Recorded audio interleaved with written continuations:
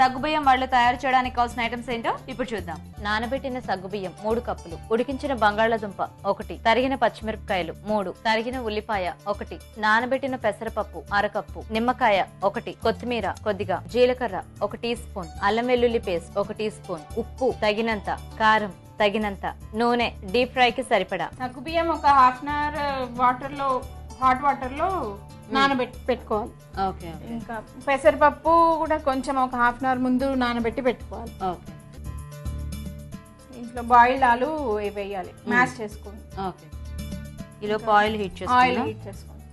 తర్వాత కొంచెం పెసరపప్పు కూడా దీంట్లో యాడ్ చేసుకోవాలి. కొంచెం పచ్చిమిర్చి కూడా దీంట్లో యాడ్ చేసుకోవాలి. ఇంకొంచెం ఉల్లిపాయలు కావాల్సినంత వేసుకోవచ్చు, మీకు ఎంత టేస్ట్ ప్రకారం. కొంచెం అల్లం వెల్లిపాయ వేసుకోవాలి, మీకు టేస్ట్ కావాలంటే వేసుకోవచ్చు, లేకపోతే లేదు. కొంచెం ఆల్రెడీ పచ్చిమిరపకాయలు వేసాం కాబట్టి చిటికెడు కారపొడి వేసుకుంటే చాలు, మరి ఎక్కువ కారం కాకుండా ఉంటుంది. ఇంకొంచెం జీరా వేసుకోవాలి, అది టేస్ట్ ప్రకారం వేసుకోవాలి. ఎక్కువ ఉన్నా బాగానే ఉంటుంది. కొంచెం తగినంత ఉప్పు వేసుకోవాలి, తగినంత కొత్తిమీర వేసుకోవాలి. ఇవి ఇప్పుడు మ్యాష్ చేసుకుందాం. కొంచెం నిమ్మకాయ కూడా పిండుకోవచ్చు కావాలంటే, లేకపోతే అవసరం లేదు. ఇప్పుడు ఇవి మ్యాష్ చేసుకోవాలి, అన్ని కలుపుకోవాలి. ఆలుతోని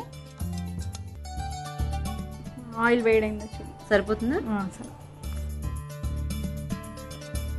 ఇట్లా వడల టైప్ అయినా చేసుకోవచ్చు, లేకపోతే బాల్స్ అన్నా చేసుకోవచ్చు.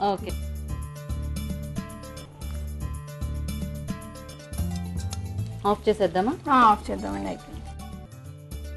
ఇవి టమాటో సాస్ తోని తింటే బాగుంటుంది, చాలా బాగుంటుంది. గార్నిష్ కోసం క్యారెట్ తురుము వేసుకోవచ్చు దీని మీద.